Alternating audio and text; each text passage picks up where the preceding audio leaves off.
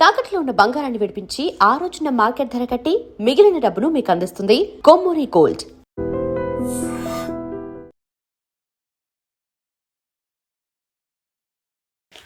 నమస్కారం, welcome to I dream. ధర్మ మార్గం విత్ విజిత కార్యక్రమానికి స్వాగతం.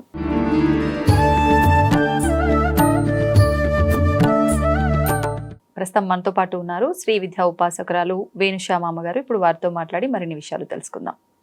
నమస్కారం అమ్మా. మహాశివరాత్రి రాబోతుంది. ముఖ్యంగా శివారాధన అంటే ముఖ్యంగా మనకంటే ఎన్నెన్నో పండుగలు ఉన్నప్పటికీ, ఎన్నెన్నో దేవతామూర్తులకి విశేషమైన నవరాత్రులు అలా ఎన్నో ఉన్నాయి. కానీ శివుడికి మాత్రం ప్రత్యేకించి మహాశివరాత్రి. మరి ఈ శివరాత్రి పర్వదినాన్ని మనందరం కూడా ఏ రకంగా ఉపయోగించుకోవచ్చు? ప్రతి ఒక్కరూ అనుకుంటున్నది ఉపవాసము అంటే తినకుండా ఉన్నాము, లేదు జాగరణ అనంటే మాకు నిద్ర అనంత వరకు మెలకుతో ఉన్నామా, లేదంటే ఏదో రకంగా టైంపాస్ చేసామా, జాగరణ అయిపోయింది. అసలు ఏంటి నిజమైన ఉపవాసం, జాగరణ ఏంటి? ఇది మనం ఎలా ఉపయోగించుకోవచ్చు ఈరోజు? అసలు శివుడికి సంబంధించిన దేన్నైనా మీరు చూస్తే మహా అని పిలవడం అలవాటు ఉంది. ఎందుకంటే ఆ మహాలోనే ఉందంతా. ఈ శివరాత్రిని కూడా మహాశివరాత్రి అని అనడానికి కారణం ఏంటి అంటే, మీరు దుర్గా సప్తశతి చదివినప్పుడు అందులో మొదటి అధ్యాయంలో చెప్తారు కాలరాత్రి, మహారాత్రి, మోహరాత్రి అని. ఇందులో కాళరాత్రి అంటే దీపావళి, మోహరాత్రి అంటే ఏంటి అంటే కృష్ణాష్టమిని కూడా మోహరాత్రి అంటారు. మళ్ళీ అది ఆశ్వేజ పౌర్ణమి నుంచి కార్తీక పౌర్ణమి వరకు ఉన్న నెల రోజుల్ని కూడా మోహరాత్రులు లేదా సిద్ధరాత్రులు అంటారు. ఇంకా మహారాత్రి అన్నది ఒకే ఒక్కటి. ఆ మహారాత్రి ఏమిటి అంటే శివరాత్రి. ఎందుకు మహారాత్రి అయింది ఇక్కడ? ఆయన ఎందుకు మహా అని పిలుస్తున్నారు? ఈవెన్ ఆయన భార్య గారిని మహాదేవి అని కూడా అంటారు. ఎందుకంటే ఆయన చుట్టూ ఉన్నదంతా మహాయే. ఆ మహా అంటే అర్థం ఏమిటి అంటే మహత్తత్వం కలది. మహత్తత్వం కలది అంటే ఫైనల్ జ్ఞానం అదే అనమాట. ఇంకా అంతకంటే జ్ఞానం ఏమీ లేదు. ఆ జ్ఞానం ఏమిటి అంటే అంతా ఒకటే అని తెలుసుకోవడం. ఆ అంతా ఒక్కటే అని తెలుసుకునే స్థితి ఎక్కడ లభిస్తుంది అంటే ఓన్లీ శివయ్య దగ్గరే లభిస్తుంది. మీరు చూసినా కూడా ఆయన ఎంతో గొప్పవాడు. ఆయన దగ్గర ఏది చూసినా సరే విభూది. మామూలుగా చూస్తే ఏంటి అంటే ఆ విభూదా అని అనిపిస్తుంది. కానీ ఆ విభూది అంటే ఏమిటి? తేజస్సు అని అర్థం. అంటే మనలో ఉన్న జ్ఞానాన్ని ప్రతిబింబింపచేస్తుంది. అది తెలియడానికే ఏంటి అంటే ఇక్కడ ఒక కథ కూడా ఉంది. అదేమిటి అంటే పార్వతీదేవి ఒకసారి అడుగుతుందిట శివయ్యని. ఏమని అంటే, అయ్యా అందరూ ఎక్కడికో ఫంక్షన్కి వెళుతున్నారు, లక్ష్మీదేవి పిలిస్తే అందరూ బోళ్ళని నగలు వేసుకుని మంచి మంచిగా డ్రెస్సులు వేసుకుని అలా వెళుతున్నారు, నాకేమీ పెట్టుకోవడానికి లేదు, ఇప్పుడు నేను ఏదైనా పెట్టుకుని వెళ్తే బాగుంటుంది కదా అందరి మధ్యలోనూ అని అడుగుతుందిట. అడిగితే వెంటనే శివుడు ఏం చెప్తాట అంటే ఆయన చేతితో ఒక చిటికెడు విభూతి తీసి ఈవిడ చేతిలో వేస్తాట.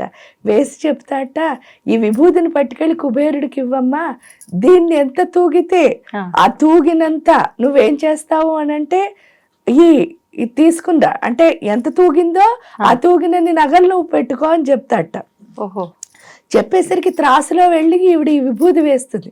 ఆయనే చిటికెడు వేసాడు. మీరు చూస్తే మామూలుగా విభూది ఏంటి చేతికి కూడా అడ్డుకుపోతుంది. కాబట్టి అందులోంచి కొంచెం తీయాలంటే ఇంకొంచెం అనమాట. ఆ కొంచెం ఆవిడ ఎందులో వేసింది అంటే ఆ త్రాసులో వేసింది. త్రాసులో వేస్తే ఇంక కుబేరుడు నగలు వేయడం మొదలు పెట్టాట. మొదలు పెడితే మొత్తం ఆయన ఖజానా అంతా ఖాళీ అయిపోయింది, కానీ ఈ విభూతి మాత్రం తూగలేదుట. అప్పుడు పార్వతీ అమ్మవారికి అర్థమైందిట, అంటే ఆయన దగ్గర ఉన్న విభూది కూడా ఎంత. అందుకే శివుడే మనకి ఐశ్వర్య ప్రదాత అని చెప్తారు. ఎందుకు అని అంటే ఆయన ఇచ్చే ఐశ్వర్యం అలాంటిది. అదేమిటి అంటే జ్ఞానం, కాంతి, తేజస్సు. అందుకని మహత్తత్వము అంటే కూడా ఇక్కడ అర్థం ఏమిటి అంటే అంతా నేనే ఉన్నాను, మొత్తం ఈ సృష్టి అంతా నా లోపల నుంచే వచ్చింది. ఆ తెలుసుకునే స్థితి ఏదైతే ఉందో అదే శివయ్య దగ్గర మనకి లభిస్తుంది. పైగా మీరు చూస్తే త్రిమూర్తుల్లో కూడా మిగతా వాళ్ళు ఏంటి అంటే బ్రహ్మగారు ఏం చేస్తారు అంటే సరస్వతీదేవిని నేలక మీద పెట్టుకుంటారట. నేలక మీద పెట్టుకుని ఏమంటారు, నువ్వు లేకపోతే నాకేం లేదు, అన్ని నేలకి చివరి నుంచే చాలా చాలా అందంగా మాటలు వస్తాయి, నమ్మడానికి చాలా అంటే బాగుంటుంది. అంటే పొగడతలు ఎక్కువ ఉంటాయి ఆ నేలక మీద ఉంటే. ఇంకా హృదయంలోనే నువ్వు ఉన్నావమ్మా అని చెప్పారట విష్ణుమూర్తి. హృదయంలో నువ్వు ఉన్నావంటారు. ఆయన చక్కగా ఆవిడ్ని అలా అక్కడ చూసుకున్నారు. కానీ శివుడు అలా చేయలేదు. మీరు చూస్తే అర్ధభాగా నువ్వు నేను సమానమే అంటే ఆ తత్వం అక్కడే మనకి తెలుస్తుంది.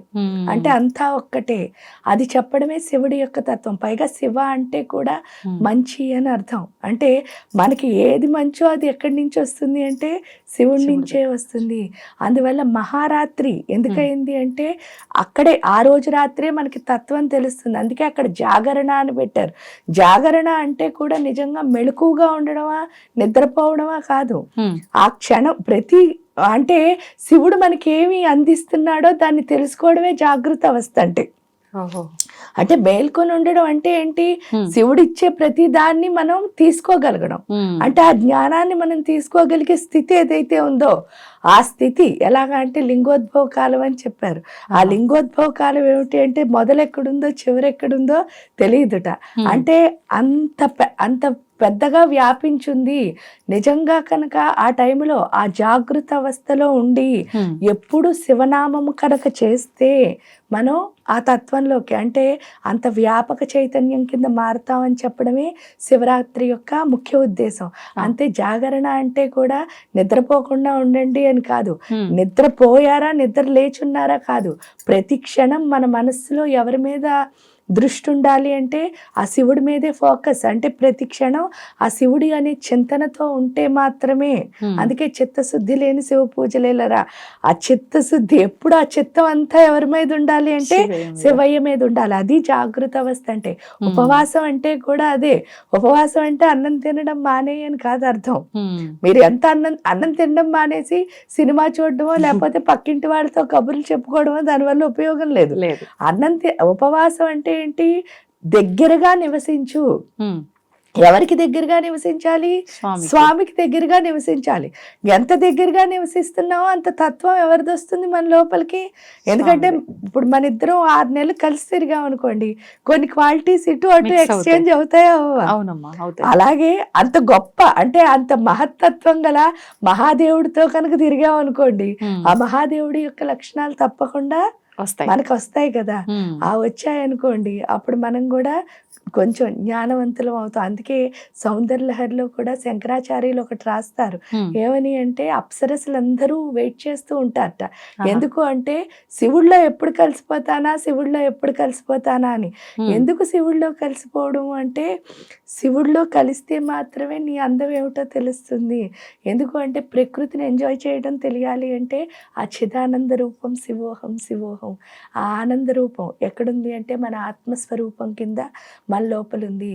అది తెలుసుకోవాలి. అది ఉపవాసం అంటే. అంటే మన ఆత్మని మనం ప్రతి క్షణం సందర్శించే స్థితి ఏదైతే ఉందో. ఎందుకంటే మన ఆత్మ ఎవరి స్వరూపం అంటే రుద్రుడి యొక్క స్వరూపం. అది రుద్రంలోనే చెప్పారు, ఆత్మభౌడే రుద్రుడు అని. కాబట్టి ఆ ఆత్మ ఏదైతే ఉందో దాన్ని ఎప్పుడైతే మనం తెలుసుకున్నామో ఆ తెలుసుకుంటేనే మనకు ఆనందం వస్తుంది. దాన్నే సెన్సిటివిటీ అంటారు. సెన్సిటివిటీ అంటే మనకు తెలిసినది ఏమిటంటే నెత్తి మీద కొండుందండి ఏడుస్తున్నారు, దాన్ని సెన్సిటివిటీ అనరు. మన లోపల ఉన్న ఎమోషన్ అంటారు. సెన్సిటివిటీ అంటే ఏంటి అంటే మన దగ్గరికి వచ్చింది ఏదైనా సరే మనకు కనిపించింది, అది చిన్నదవనివ్వండి పెద్దదవనివ్వండి, దాన్ని ఎంజాయ్ చేస్తాను చూసారా, ఆనందపడే స్థితి. ఆ ఆనందం ఏదైతే ఉందో అది సెన్సిటివిటీ అంటే. ఆ సెన్సిటివిటీ ఎవరిస్తారంటే శివుడిస్తాడు. అది వస్తే దాన్నే భావస్థితి అంటారు. ఆ భావస్థితి ఎప్పుడైతే వస్తుందో అప్పుడు ప్రకృతితో మనం అనుసంధానం అవుతాం. ఎందుకంటే ఇక్కడ శివుడు అన్నది ఏంటి అంటే తండ్రి స్వరూపం, తల్లి స్వరూపం ప్రకృతి. కాబట్టి ఎప్పుడైతే ఈ శివతో ఆ శక్తితో మనం ఐక్యం అవుతామో, ఐక్యం అవడం ద్వారా ఏమవుతుంది అని అంటే ఆ శివాశక్తులతో మనం ఎప్పుడైతే ఐక్యం అవుతున్నామో అదే అర్ధనారీశ్వర తత్వం. ఆ అర్ధనారీశ్వర తత్వాన్ని ఎప్పుడైతే అర్థం చేసుకున్నామో మనకంటే ఆనందంగా ఈ సృష్టిలో ఎవరు ఉండరు. ఆ ఆనందాన్ని ఇస్తుంది కాబట్టి దాన్ని మహారాత్రి అని పిలిచారు. అద్భుతమైన వివరణ అమ్మా, ధన్యవాదాలు. తవ్వండి, తవ్వుతూనే శివలింగం సరే దాన్ని అట్లా కప్పేసేయండి, చూపించదండి. Krishna is there.